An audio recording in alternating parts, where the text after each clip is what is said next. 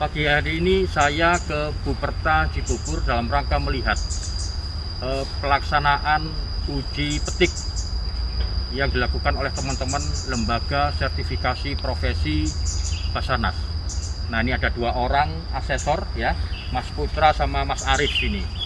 Nah, kita ketahui bersama bahwa salah satu dari kompetensi yang sudah diatur, yang sudah disepakati oleh dan mendapatkan persetujuan dari Kemenaker dan BNSP adalah salah satunya adalah pencarian dan pertolongan pada musibah pelayaran atau pertolongan di air dan di pedalaman atau underwater. Nah, ini ada pakarnya nih, Mas Putra. Mas Putra bisa cerita kalau terkait dengan kompetensi ini, underwater atau water yang dikuasai oleh Mas Putra ini?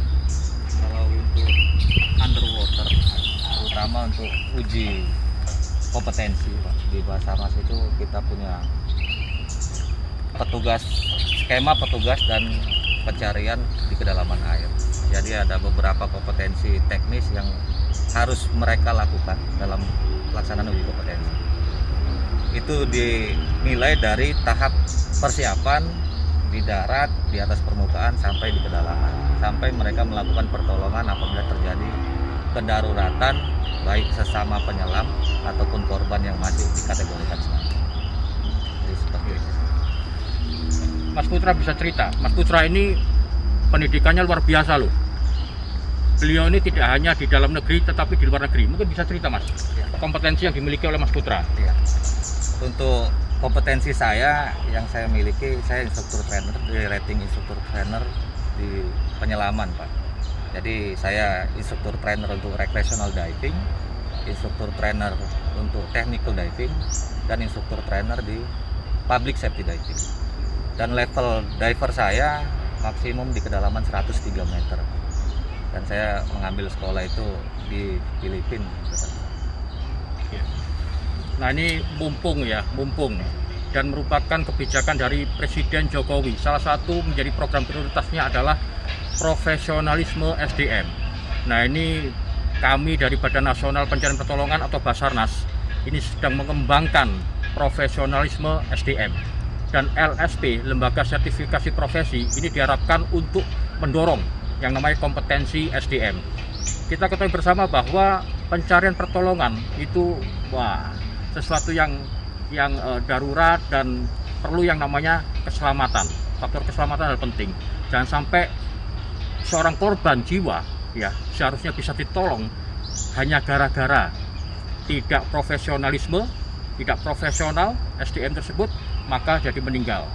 Atau bahkan petugas pencarian pertolongan sendiri karena tidak memiliki kompetensi yang harus dia tempuh, maka dia menjadi korban. Nah, ini kita tidak harapkan. Mungkin Mas Arif bisa cerita apa yang dilakukan selama ini? Siap Pak, kebetulan untuk kompetensi saya untuk pencarian dan pertolongan di Gunung Hutan Pak.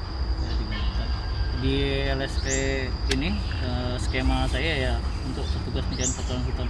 Jadi nanti yang akan diujikan itu mulai dari tahap skenario musibah di orang hilang di Gunung Hutan Pak. Nanti mulai dari perencanaan operasinya, area sampai dapat korban, penanganan korbannya sampai dievakuasi dan diserah terimakan ke pihak terkait, paramedik atau mungkin pihak polisian seperti itu.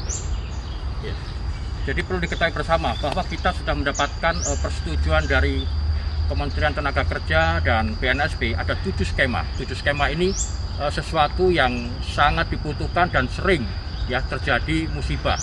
Baik itu pelayaran, penerbangan, kondisi membahayakan manusia, orang yang tersesat di gunung dan sebagainya. Betul gitu Mas Putra ya, Mas Arif ya. Jadi ada 7. Yang pertama adalah pencarian pertolongan di perairan ya, atau water rescue. Yang kedua adalah di pedalaman atau yang dikenal dengan underwater. Terus tadi Mas Arif di gunung hutan ya. Terus ada di high angle rescue. Jungle rescue, ada juga untuk high angle rescue ya, itu juga menjadi hal yang penting. Dan yang penting yang lain adalah urban search and rescue.